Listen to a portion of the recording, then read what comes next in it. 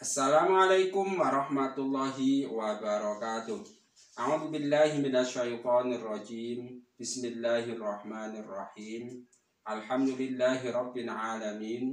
Allahumma shalli wa sallim ala sayyidina Muhammad wa ala ali sayyidina Muhammad. Amma ba'du. Kaum muslimin rahimakumullah, marilah kita sama-sama belajar membaca kitab Hikam karangan Imam Ibnu Athaillah As-Sakandari. Kali ini kita sampai pada hikmah nomor 108.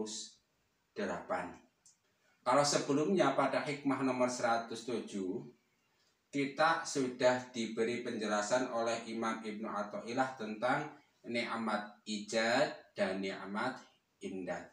Setelah kita diwujudkan oleh Allah Subhanahu wa Ta'ala yang disebut kemudian nikmat ijad, kemudian kita oleh Allah Subhanahu wa Ta'ala dipenuhi segala kebutuhan hidup kita supaya tetap eksis.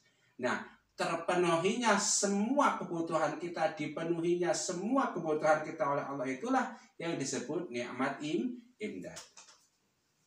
Nah, pada hikmah 108 ini disebutkan an'ama 'alaika awalan bil ijadi wasanian bitawalil imdadi. Allah memberi nikmat kepadamu pertama kali dengan nikmat ijad dan yang kedua dengan berlanjutnya nikmat imdad. Kalaulah setelah kita dilahirkan saja sekarang ke alam dunia, kemudian Allah Subhanahu wa Ta'ala tidak memberi kita nikmat imdad, maka kita nggak akan bisa bertahan di alam dunia. Misalnya kita lahir, setelah lahir kita kemudian nggak dikasih nikmat lanjutan yang berupa nikmat bisa makan misalnya, mati kita.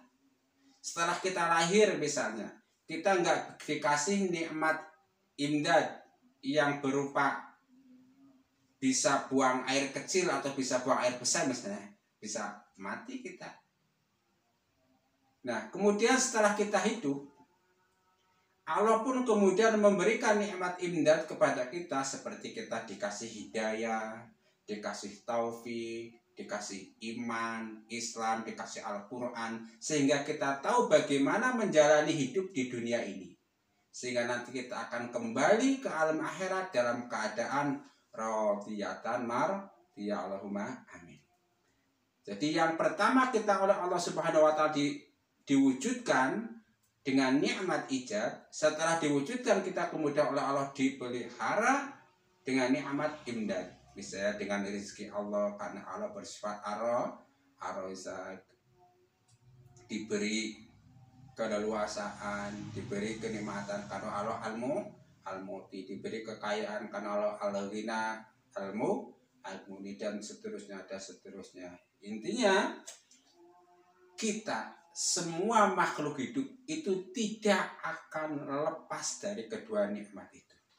Sehingga baik terasa maupun tidak terasa, sebetulnya kita dalam naungan, dalam balutan nikmat dari Allah Subhanahu wa Ta'ala. Sehingga layak kalau sepanjang umur kita selalu bersyukur kepada Allah Subhanahu wa Ta'ala. Minimal kita mensyukuri nikmat ijad dan nikmat imdad yang diberikan oleh Allah Subhanahu.